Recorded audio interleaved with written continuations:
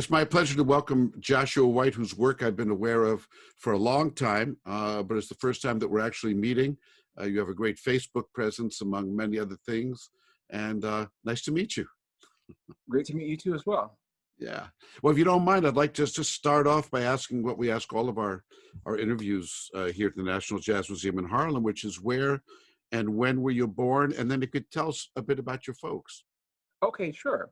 I was born in 1985 in the Los Angeles area, more specifically Linwood, California, but I was raised in uh, Compton, California for a few years until my parents moved down to San Diego in the early 1990s.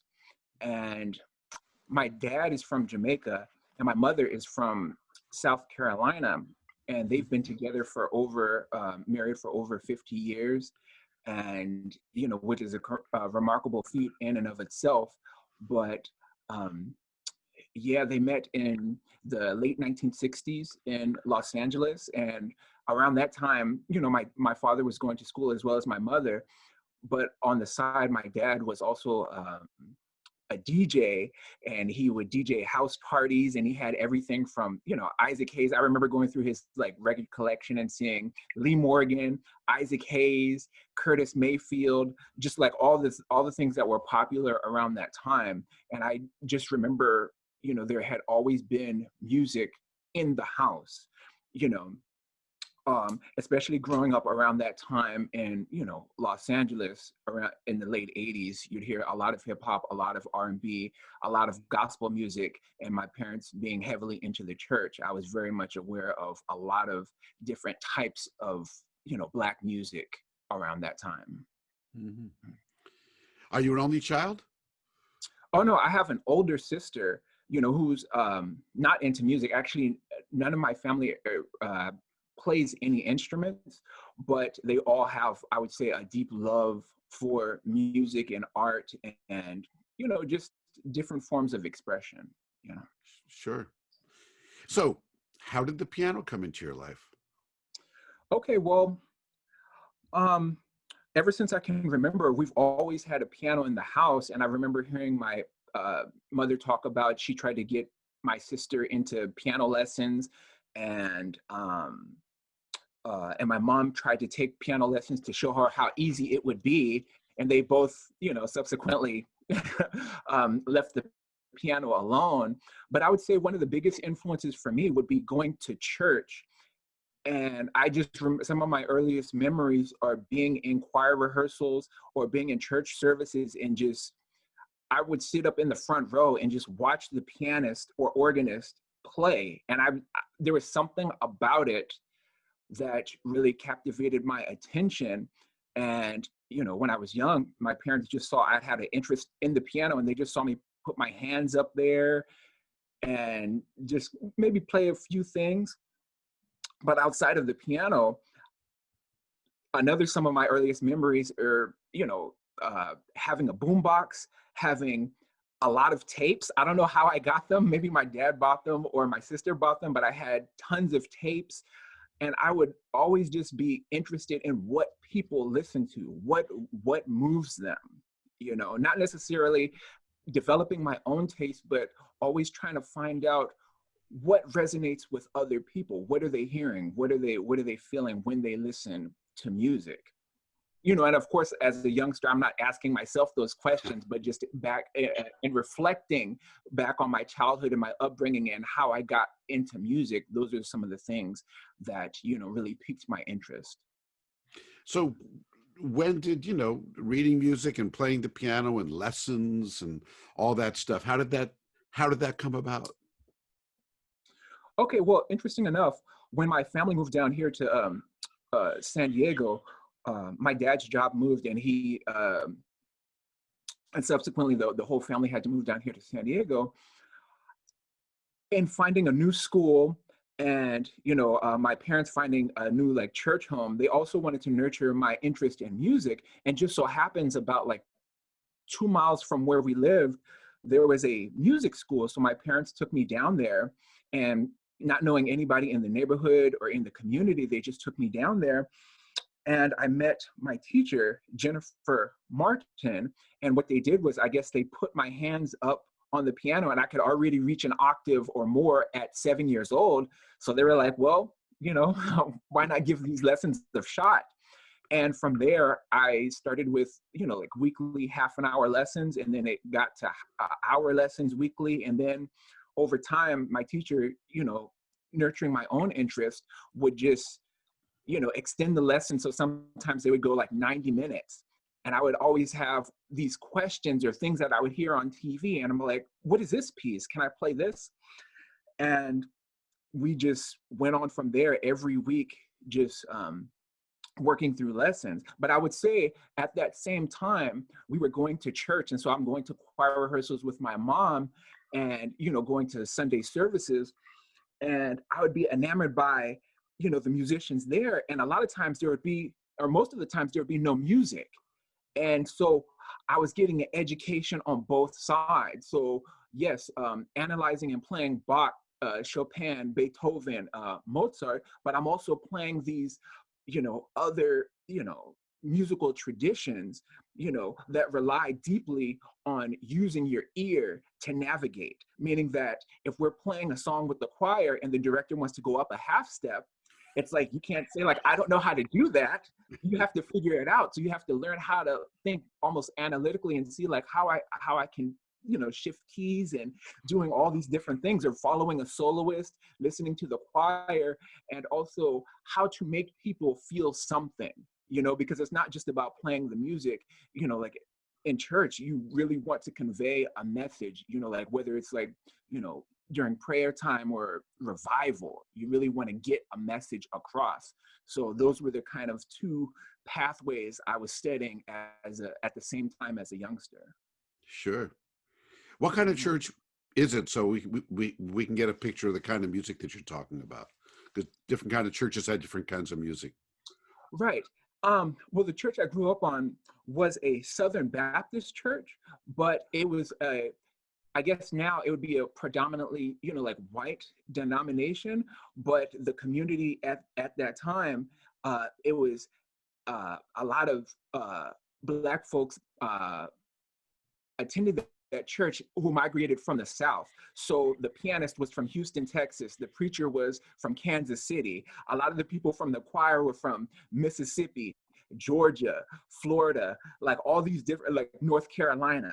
You know what I mean? So everybody's bringing their traditions over and meeting in, in this one place outside of, the South. Here we are in San Diego, California, in this sort of, meeting place, and all these traditions are just mixing and, together. And so that's what I would say the kind of makeup. So I was listening to, Mississippi Mass Choir, Georgia Mass Choir, all of the old, like the old 100 Negro spirituals, like everything that you could possibly think of, and I was just absorbing it, because I would say even now there's songs that I don't even know how I know them. I just know them because I've absorbed them over the years. Well, so if we met young Joshua back then, were you sharing your musical stuff with your peers, with your friends? Were you off on your own in your music, or were there places either in school or in bands or jamming that you were starting to mix and match with friends? Or Well, I would say growing up in a more specifically, the suburb of El Cajon in San Diego is a predominantly white area. So I was probably one of 2 or 3 Black students in like my elementary school of 900 or 1,000. So there was I felt sort of isolated to a certain extent, with the level of experience, because when I would, converse with friends, it's like the kind of food that we ate, the programs that we watched on television, or the kind of music that I was listening to didn't necessarily resonate with a lot of the friends at school. So, and piano itself, study being a sort of like a solitary endeavor anyway, people might consider me more of like the loner or like antisocial, but it was more of just trying to find a way to express myself and really try to communicate with other people. But I would say I did try to connect in a musical way by joining the band in elementary school. And I started by playing flute. And how that happened was I went down to our local music store and McRae's Music in La Mesa, California. And I went with my mother, and they said, well, since he already plays piano, why not try flute since it's in the key of C? And so I was like, okay, I'll just do that. And so I started there in elementary school, and while simultaneously studying piano, I started to, excel on the flute. And by high school, I was first chair. I did all state honor band, all district honor band. I was playing in the orchestras. I, I was actually drum major. I was band president, so so I found ways to, incorporate, these different experiences, with everything, that I did, you know.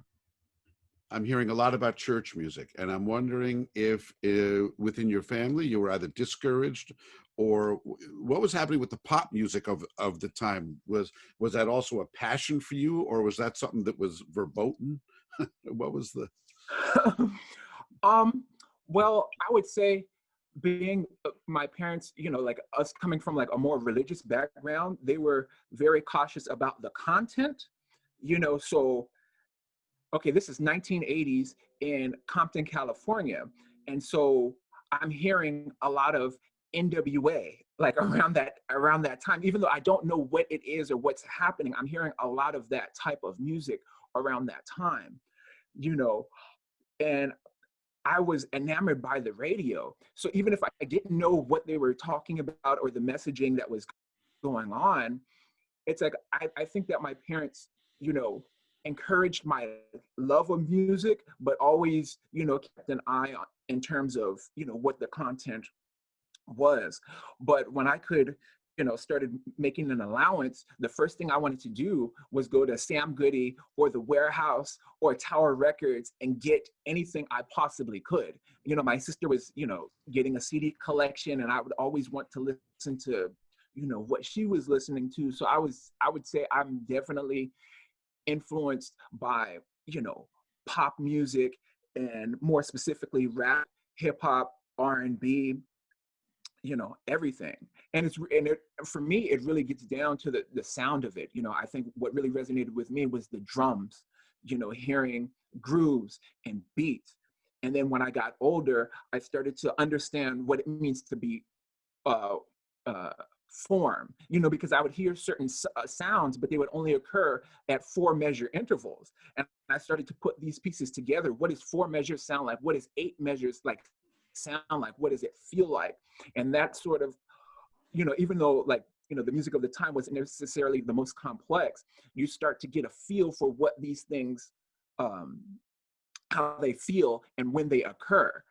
And so I say that would definitely, help shape my listening ability, because like if you were to turn on the radio, you can automatically, transcribe the form, transcribe the sounds and everything that's happening. Well, that seems to be a big component of your music now, which is, almost like a preoccupation with architecture. In other words, like, Yes. how it's actually structured. It's interesting to hear that as far back as then you were already kind of hearing that stuff. Outside of your piano teacher who you mentioned, were there any other mentors or teachers or people who up through high school years who were very important to you I would musically? say that yes, like I have it's like some great, piano teachers and flute teachers and band directors, but I would say like a defining influence is like I had an honors algebra 2 teacher in high school who posed a question, when we would like try to understand formulas and like how things are derived. And she always pressed into our head to ask, what does this mean? How are you able to analyze and look and break down and transfer something? If it's in words, can you transfer it to a numerical expression? And if it's in a numerical expression, how do you transfer that into words? By asking like, what does this mean? What is this saying? Like, looking deeply at the content, you know, and that always stuck with me, you know. And so I would say that's an underlying, you know, like you were saying, like my preoccupation with architecture, I would say that that, you know, pushes me, you know, every day asking, what does this mean? You know? What was the name of that teacher? Oh, Miss Schwartzwald. And she was great. And I think she still follows me on Facebook, on my music page. And, you know, I don't think I've ever spoken to her and told her what her influence meant to me, but maybe she'll see this. But definitely, I can picture being in her class and, you know, her, you know, impressing upon us the importance of asking questions and learning. If you're looking for a specific answer, learning how to ask the right questions to interrogate and provoke, unsettle the info so you're able to sift through it and find what you're looking for. What I'm looking for now is how jazz came across the transom to young Joshua. But first, I'll ask, like, either in your household or among your friends, because you're from a much younger generation than I am. How jazz was perceived at that time? Was it already something of the great distant past? How was jazz perceived, and how did it start to resonate with you? Okay, so interesting enough, my piano teacher, I remember, maybe in my mid to early to mid teens, she, um, I think she was intent upon, broadening my perspective outside of the traditional Western European classical music. So when I started high school, that's when she introduced me to the, piano competitions. And so I started to compete, as a youngster in, competitions in the Los Angeles area. And so she thought it would be a good idea to have me sort of, experiment with ragtime. So I started playing the Scott Joplin rags, and more specifically, I think the first one was Swipesy. And when I played it at the competition, I first place. It was like an open, competition. And I was like, okay, this is interesting. But I didn't consider myself an improviser or anything close to that. And I also remember she giving me a tape of Thelonious Monk, and it didn't really resonate with me. So I kind of put it on the sideline. I was more interested in, playing an orchestra and, arranging and doing those sorts of things. And it wasn't until I graduated high school and I was looking for something musical to do. And this was in 2003. And mind you, I have no experience, knowing who Miles Davis or John Coltrane. That just wasn't a part of my experience. So what I decided to do in the summer of 2003 is I saw that there was a local jazz camp at UCSD. So I was like, okay, might as well, sign up. And at that particular program was trumpeter, composer, Wadado Leo Smith, composer Anthony Davis, alto saxophonist Charles McPherson, pianist Mike Wofford, pianist Eric Reed, trumpeter Gilbert Castellanos, flutist Holly Hoffman, bassist Lyle Ellis. Um, uh, I'm not sure if drummer Willie Jones was there, but I mean, all these musicians, and I have no idea who any of them are, right? And so I go in open and immerse myself in this environment and in these, these people. And I'm just soaking it all in. Like in my music history class, I'm just writing down all these names. I don't know who they are. Right in my theory class, I was pretty good at the theory because I'd been, analyzing and, going over music with my piano teacher. But I would say being in that immersive program, and it's only for 1 week, changed my life. Well, I want to hear more about that, please. Who you were going, well, I think we have a good picture of who you were going into it, but when you came out of it, can you explain to us how it changed your life? Well, it sort of piqued my interest because like for so long, I'd been studying music, but I didn't really see myself reflected in it. So I'm playing Chopin, I'm playing Beethoven, I'm playing Bach, I'm playing Mozart, but I didn't necessarily see myself reflected in that music, or even the experience of um, uh, Black American like gospel music. I'm not really seeing myself in that. But for whatever reason, when I get in this environment where it's called upon you to, listen and express, and what your contribution is altering the space in the moment, there was something very intriguing about that. And not only that, it wasn't, it was just like the breadth of the range of musicians. So here you have Charles McPherson, very very like he's invigorating and passionate about his music, and he's coming out of this other certain tradition. And then I'm studying composition with Wadada Leo Smith, who's pushing me in wildly different directions. And I remember one experience, he said he gave us an original piece of music, he turned it upside down and told us to play it from the bottom up. And I'm like, and for some reason, I wasn't intimidated by that. I just found a way to like, that question in my head was to ask yourself, like, what does this mean? And so, I interpret it as like he wants to hear an interpretation, not necessarily a literal, expression of, that question.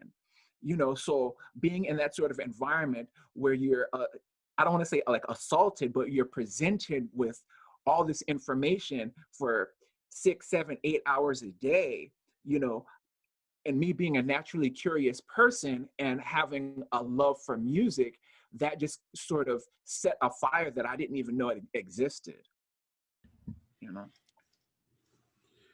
Wow. The way you brought it so vividly to life. So you said, let's see, you're born in 85. This is 2003. So you're 18, I assume, Yes. 17, 18. Mhm. I'm good at math too. And, and so, as you're graduating high school, where are you headed? What did you think your future was? Was it going to be a professional musician? And how did your folks react to your burgeoning career path?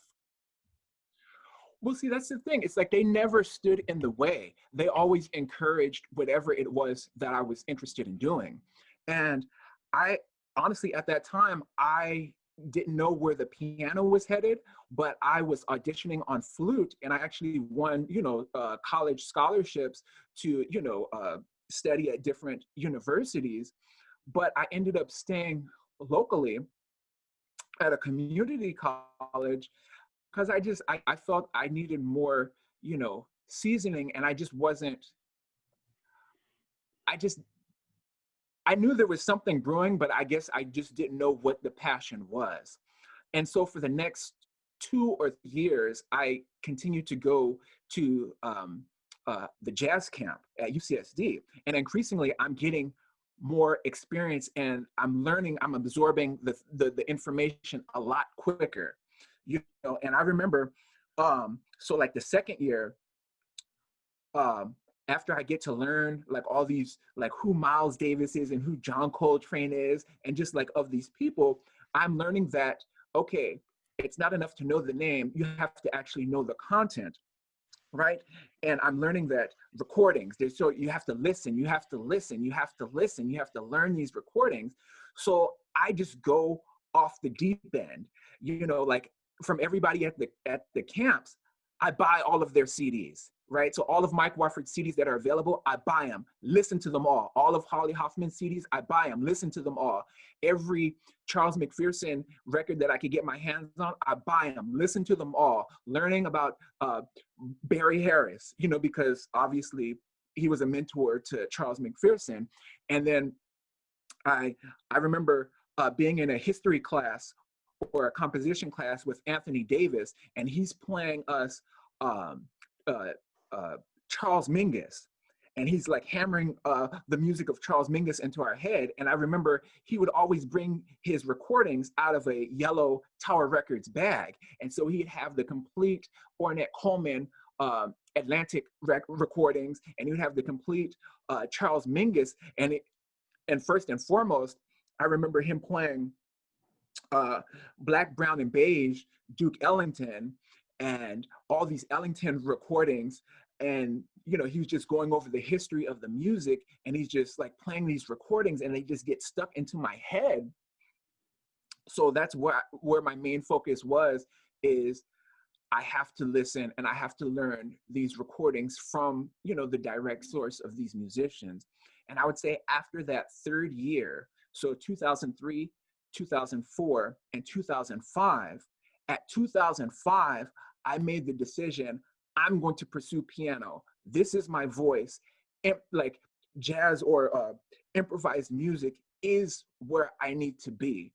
You know, this is how I express myself. It was like the most natural form of expression that I've ever experienced musically, you know. But from that point, it wasn't like, oh, I've arrived. It's like, okay, now the work begins, you know. So I remember going to the community college, and I would work with you know, I would take the theory classes, and I would like test out of a lot of them and work with a lot of the professors. And I remember every Friday, specifically, there was a theory teacher there, Derek Cannon, who's a wonderful trumpet player. I would bring him the bags that I would get from Tower Records, all the CDs, and show him like, look what I got, look what I got, you know. And I remember just like, you know, listening over and over to the Donald Byrd recordings or the Duke Ellington box set I would buy. And I remember one time when I could afford it, I bought the complete Byrd on Dial and Savoy and the complete Byrd on Verve. And I listened to them in their entirety, you know, as like however many, like 30 or 40 discs, like one by one, and just sat and listened. And then of course, listened to all the recordings themselves individually many, many, many, many, many times until I could hear them in my head. You know, and that's really basically what I did in terms of, you know, studying, you know, jazz and improvised music in the tradition, is studying those recordings relentlessly. Well, it's a lot to absorb for me just listening to you talk about it. It's fascinating. Yeah. On the absolutely light level, you bought, and I haven't thought of this in I don't know how long, Joshua, but those Tower record bags with the plastic holder and how they would Yeah. eventually kind of break. But oh, Yeah. I haven't thought of those Tower bags in so long. My gosh. Well, listen. So how is this? You know, how is this impacting your actual performing life? So in other words, I'm assuming, you know, on the flute, you know, you're playing an orchestra and you're playing pieces and etudes and whatever. How does the actual sitting at the piano playing in a jazz band start to happen? And does it start to happen professionally at this time too? Okay, so I would say from about 2003 to about 2006, I'm, you know, at the community college. And, you know, once people find out you play piano, they might start calling you for a gig here and there, or just, you just start meeting other students. But I would say by 2005, I've completely set down the flute and focused only on piano, right? So from there, I wouldn't call myself like a gigging musician. I'm just playing with other students and getting encouragement from the faculty, but I'm also learning very quickly, you know, because that's all I do. And at that time, I stopped listening to anything else but jazz and improvised music. So that's all I listened to, literally in the car, at home. I remember when I got my iPod, I would just, okay, so whatever artist I'm going to listen to, say for instance, is Art Tatum, and I have, you know, 24 hours of Art Tatum music. So I'll let it play while I'm asleep. I'll just listen over and over to Aunt Hagar's blues over and over and over and over again, you know. But I would say at that same time, I'm starting to write, you know, and just, you know, start playing, I'm hearing forms, I'm hearing things. So I, start write down tunes. And then if I can get together with students, I'll try to, play them. But I would say by 2006, and I think it's April of 2006, I performed my first show of all original music, um, with, musicians around town that I, hired and rehearsed, and invited everyone out to come to the performance. And that was the beginning of that, like my experience as a leader, as a band leader, writing music, arranging music, and performing it with other professional musicians. Mhm. Tell us about some of the first great pianists that you got to hear in person, and where you heard them and what that experience was like. It's one thing having great professors and listening to all the great records, but nothing ever takes the place of actually just sitting in the room and when a great pianist is playing or something like that. So how did that come about? Well, thankfully, a lot of the musicians that I know, that I met through the program, like Holly Hoffman, she was also a very successful concert promoter, and there was a series, um, here in San Diego at the Balboa uh, Museum of Art in Balboa Park here in downtown San Diego, and so there would be. I remember she would have Kenny Barron come down, or Mulgrew Miller, or and just any concert that was happening, I would go there. Or even with Charles McPherson, he might bring in Randy Porter or some musicians from LA, or his son Chuck McPherson. Because at that time we had like a few clubs, but most of the major artists who were coming in, on tour would be through the series at, the Museum of Art, or with concert promoter Dan Atkinson at the Athenaeum here in La Jolla. So, seeing Ahmad Jamal and Mm. like literally anybody who would come to town, it's like I made it a point to go out and see them. And then once I got, you know, older and started to drive up to Los Angeles, then I would go anytime I could. So if Keith Jarrett was playing at Royce Hall, I was there. Or if Billy Childs was playing, I was there. And if Jerry Allen was in town, I'm there. So it's you know. I mean, with all those great names that you're mentioning, giants all, are there any just specific evenings or specific tunes or specific things, or is it all just kind of like just a wash of greatness, or just anything in particular? I I would say it's not only the music, but it's like the demeanor of the musicians. It's like meeting somebody that you've heard on, like, so meeting and riding in the car with Mike Wofford as he goes to pick up Kenny Barron from the hotel. And Mike Wofford asked me, "Do you want to come with me while I pick up Kenny Barron?" I'm like, "Of course." I'm like standing in line. And like, mind you, I'm not only going to these concerts, but I would get there 2 and 3 hours before they began. So I was the first one there, just so I could, on the off chance that I could see the particular artist, you know, just walking around, Yeah. So it's just those type of moments, or meeting Mulgrew Miller and just, being like kind of like starstruck in a way, but also,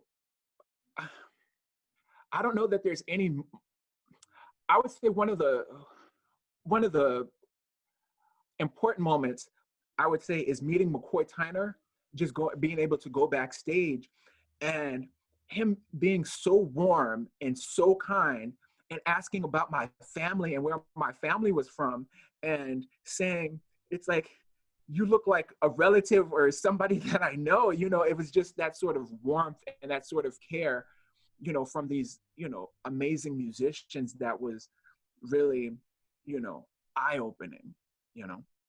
So No, being in the, it almost sounds like hyperbole to say that you could learn as much from being in the car with Kenny Barron yeah, and hearing the conversation with someone like a Mike Wofford, and seeing just yeah, how he goes in and does his sound check or something like that. You learn as much from that as you could learn from the concert itself. In fact, maybe even more, because the concert stuff you can hear on records how he plays. Right. But that's wonderful. I have another question about that, just to get to stop the chronology for a moment. It's a name that you mentioned already, and one that every jazz pianist has to deal with, and that's Art Tatum. Yes. And I just like to delve into your feelings about him. Um, I, I'll just start the ball rolling just by saying, in a sense, he remains more abstract than almost anything that ever happened since. Uh, Yeah. uh, and what are your feelings on Tatum outside of just, well, he had great technique or his harmonies or his rhythm or something like that? But in total, what's your view of Tatum? Well, I would say that the deepest impact for me, what I heard is like, yes, he has great technique, facility, out of this world, a brilliant harmonic knowledge. But for me, it was the depth and sound of the piano that he could pull. That the sound, it was very dark, it was all vivid, but there's such a resonant depth in the sound. And it's like I've always sort of like approached the piano from that perspective. And I would say there's two influences on me in terms of that. I would say Art Tatum and Alice Coltrane. The sound that they get from the piano, the incredible depth of it, is something that I'm always thinking of when I sit at like a wonderful piano. It's like I'm always trying to figure out how to get the depth, and what does it sound like? What does it feel like? So it's not only the chords that Art Tatum would play, but it's how he played them, the sound that they made. And that's what I think sometimes might be lost in terms of the resonance. Like, how do you get that particular sound? Not the literally what notes he played, but the technique in being able to cultivate a sound from the instrument with your fingers. Yeah, You it's know, almost like describing what's in a painting, as opposed to your emotional reaction to the colors of the painting. right? Uh, but let's just stop here for a moment for our lay audience. And this is these interviews are not for pianists or musicians, and I want them to Sure, understand what you're talking about, because so many times people watch a pianist and they just think of those fingers hitting the keys, and they're sure. totally unaware of the arm and the elbow. And I just love the way that you put it, which was kind of like pulling a sound out of the piano. Yeah. And how would you describe that whole thing to someone who has no idea what we're talking about? That's a Uh, tough question, but yeah, that's a tough question, but I'll say, like, from early on, my classical teacher was always insistent upon me finding. She always talked about the sound and the weight of the shoulders, the weight of the arms. And what I would say in terms of cultivating, I don't know, it's really tough to explain in terms of, like, without, like, sort of trying to demonstrate. But it's, how do you explain the depth of it? Well, what I would say is that there's so much more about the piano than actually the fingers, but it's also the pressure at it. Okay, it's the amount of control that you're able to have over the instrument. So it's not just what the notes that you play and the velocity at which you can play them, but it's everything about the hammer hitting the string. If you're able to control the pressure of that, you know what I mean? I think that's where that sort of depth and understanding comes in. So it's not about, how fast you can play or your technical facility, but it's also how you're able to control the pressure at which the hammers hits the strings and makes it resonate at a certain wavelength or what have you. It's very, yeah, early on, you talked about very early, hearing a Monk record early on and just saying like, okay, I'll put that over here. I'm not ready for this yet. Or, I mean, yeah. yeah, And now in terms of what we're talking about now, I guess maybe this is one of the ways that Tatum really, that Monk is a great disciple of Tatum's and others, in terms of that he could make that inanimate percussion instrument sound like no one else. And it had to Right. be through a very canny manipulation of exactly what you're talking about. And also too, like I'm also very heavily influenced by drummers. The sound that they get, the sound of cymbals, the sound of the bass drum, the sound of the snare, as well as, when we talk about tenor, like horn players, so I'm coming from that sort of experience as being, having experience in percussion as well as a wind instrument. So if we talk about like sound on the flute, it's not just blowing across the, like the whole, it's like there's a whole sort of thing that you can do in your mouth and to your embouchure, the pressure, like all of these certain, variables that contribute to your sound, and I think sometimes we get over analytical in terms of the things that we can see on the piano. Like, so if a layperson's looking at a pianist, they, it's how they quantify what they're doing is based upon what they see and not necessarily always what the sound is and what goes into cultivating that particular sound. Funny you mentioned that. Just to get back to Tatum just for a second, the one overwhelming thing I heard from the great majority of people that I talked to who saw him in person was the disjuncture between what it looked like and what it Yeah. sounded like. They'd see this guy sitting at the piano, and there's only a few films of him, but we can see his general thing, and his fingers are Right. kind of flat. It's kind of Yeah. interesting. And yet, and they'd see this, but yet they'd hear this, and sometimes they couldn't put it together. Yeah. It was kind of almost overwhelming. But let's get back to you here, and thank you for that digression. So you mentioned 2006, starting to put together your own things and Yeah. your own original music, and I'm wondering now if we can kind of create a bridge to 2020, and we're recording this just at the end of 2020, where you have received commissions and you have won awards and you've done all these things. If we take you to 2006 and now we look at where you are now, is there a specific time or place where everything really started to come together that was a major turning point in your career as an improvising artist, or is it just a steady flow? Or Well, I think, um, even though it happened so long ago, I would say definitely the monk competition was a sort Mhm. of defining moment for me, um, as a musician, and not because of the accolades or anything like that. It's mainly because here I am. I'm not coming from a conservatory. I'm not coming from like a famous music school. I'm not coming from a family who's played music their whole life. I'm not coming from someone who's surrounded by a bunch of musicians. I'm just working it out on my own, getting what little pieces I can and, studying the recordings. And then I go up, this is my first time on a, sort of big stage with musicians that I've heard, like I've never met Herbie Hancock, like I don't know any of those people like personally.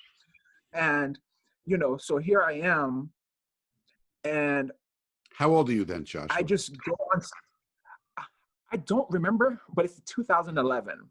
Okay, then. All right. So that's, so um, what I just do is I just do what I've always done, right? And just, express myself in the way that's, interesting to me, right?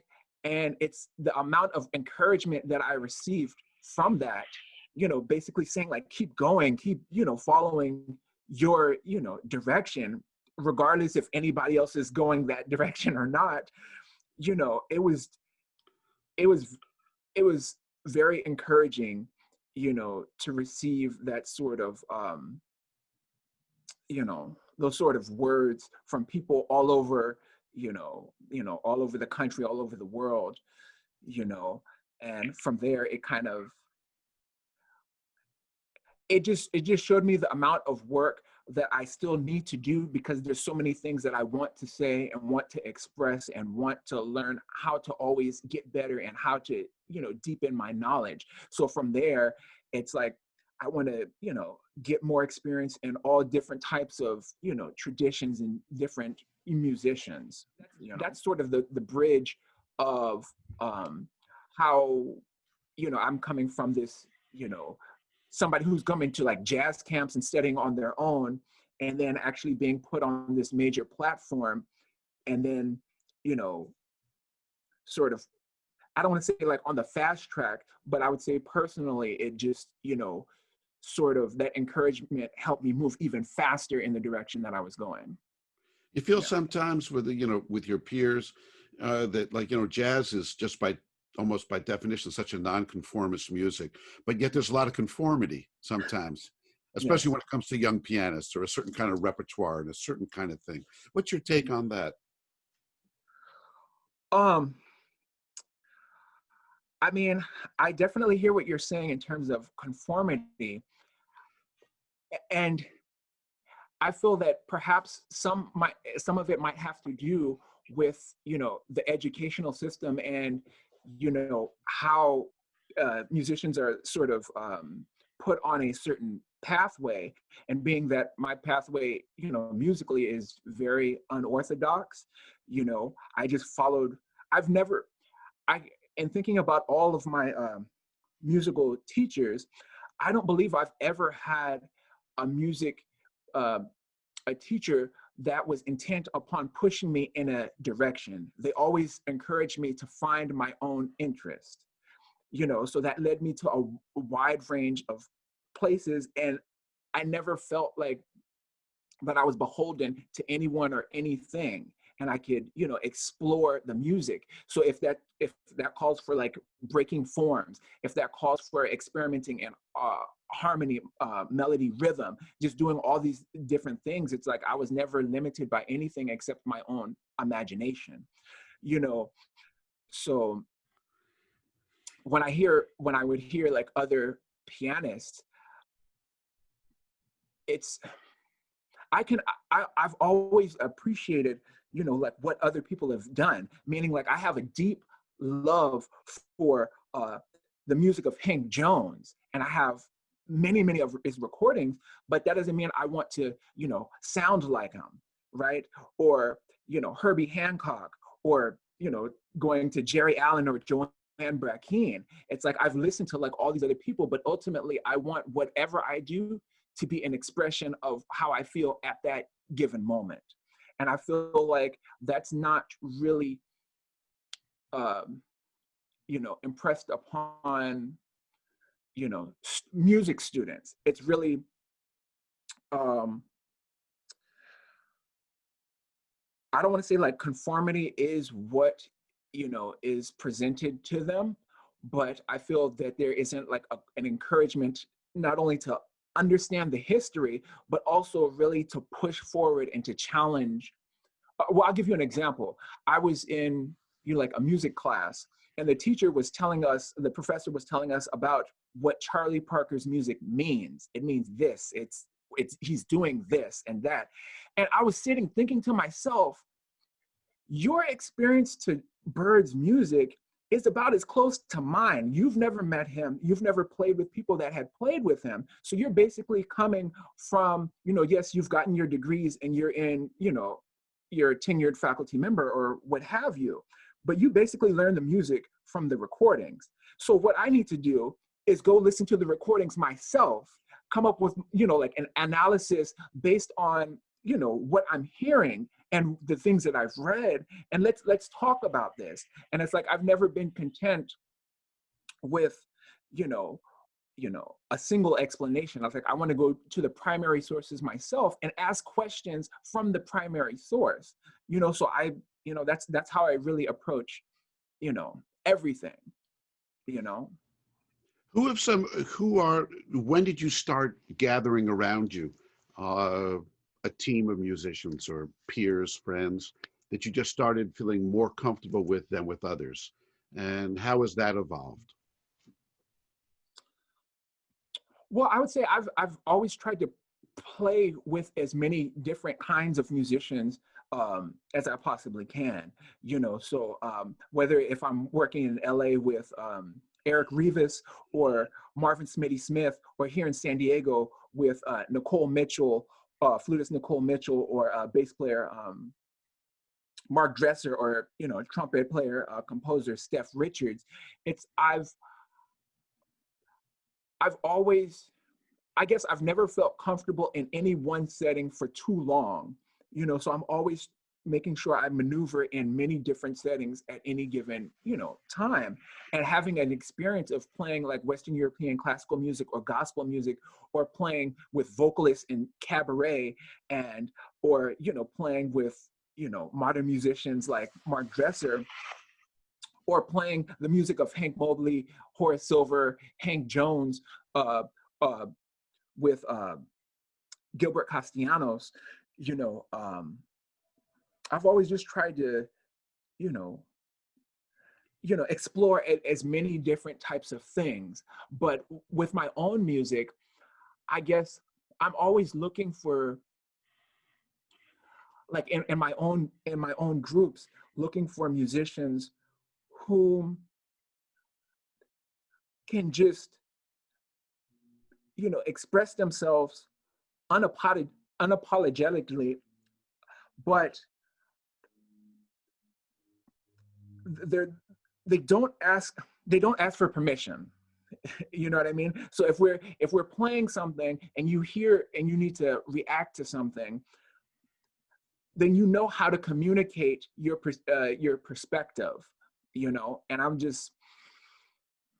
I don't know. There's not one thing, but I'm just looking for that unapologetic, uh, you know, sensitivity, but also, they're unafraid to express themselves.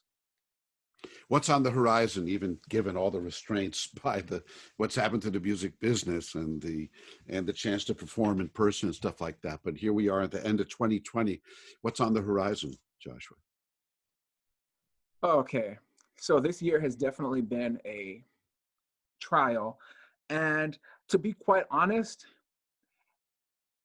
at times it is very difficult to find the motivation to keep going, because there is nothing on the horizon, you know, and I'm trying to set goals for myself, but it can be very frustrating when there doesn't seem, because I'm always used to planning things, and I'm like very diligent about planning ahead and like trying to, have several different, ideas or things going.